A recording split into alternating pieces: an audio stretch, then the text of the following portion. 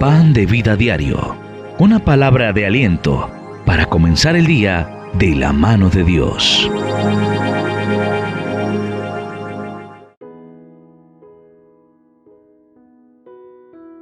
Hoy la palabra de Dios nos dice en Hechos de los Apóstoles, en el capítulo 5, en el versículo 15. Sacaban los enfermos a las calles y los ponían en camas y lechos para que al pasar Pedro, a lo menos su sombra cayese sobre alguno de ellos.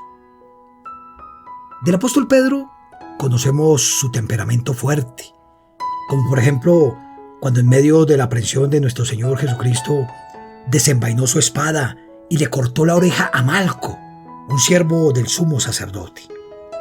Conocemos su manera impulsiva de hablar, como por ejemplo cuando le dijo a Jesús que si realmente era él, le ordenara que caminara sobre el agua.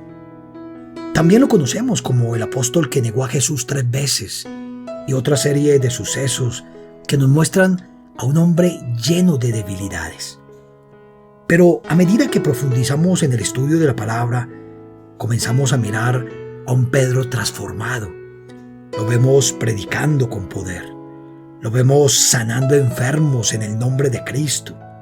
Lo vemos hablando sin temor y con propiedad frente al concilio.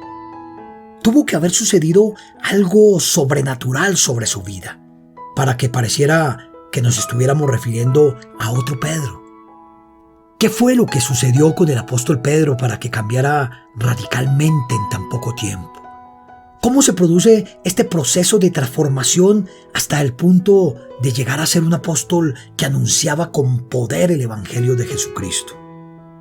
Tuvo que haber sucedido algo supremamente profundo para que Pedro, ese hombre del común, de oficio pescador, se transformara en una nueva persona, ahora con nuevas metas, nuevas prioridades, y dejara de ser ese apóstol que se narra en los evangelios, el cual siempre se dejaba guiar por sus emociones, y que ahora en el libro de Hechos de los Apóstoles lo vemos como un hombre completamente diferente, un hombre lleno de verdad y sabiduría.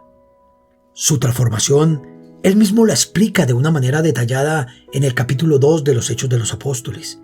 Y ese suceso trascendental fue lo que sucedió en ese momento, el día de Pentecostés, cuando estando todos juntos recibieron la llenura del Espíritu Santo. Y Pedro le anuncia a una multitud de curiosos que se juntaron para ver lo que estaba sucediendo con un grupo de seguidores de Cristo, que estando juntos orando de una manera unánime, fueron llenos del poder del Espíritu Santo.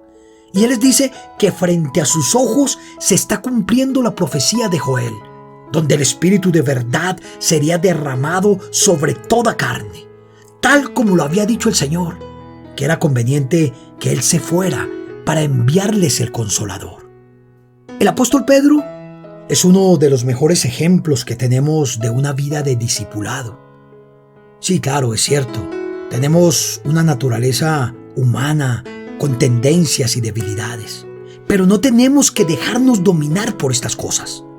Cuando morimos al pecado, nacemos de nuevo de una manera espiritual y nos unimos al Espíritu Santo y somos transformados en un nuevo ser, y por medio de él comprendemos su palabra y comenzamos a mirar con entendimiento lo que antes era velado por causa de nuestra ceguera espiritual ocasionada por el pecado. La llenura del Espíritu Santo en el cristiano es el inicio de su renovación, de su transformación, de su plenitud. Si andamos en el Espíritu y vivimos en obediencia, vamos a recibir poder para llevar a cabo la buena y perfecta voluntad de Dios en nuestras vidas. Vamos a ser guiados por el mismo motor que obró de manera admirable en la transformación de Pedro.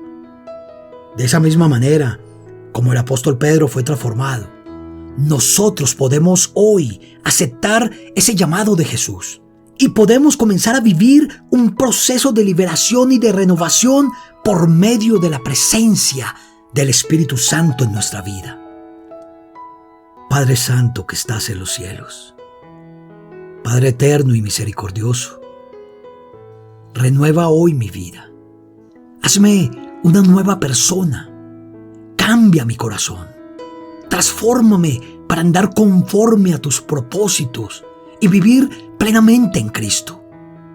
Lléname de tu presencia.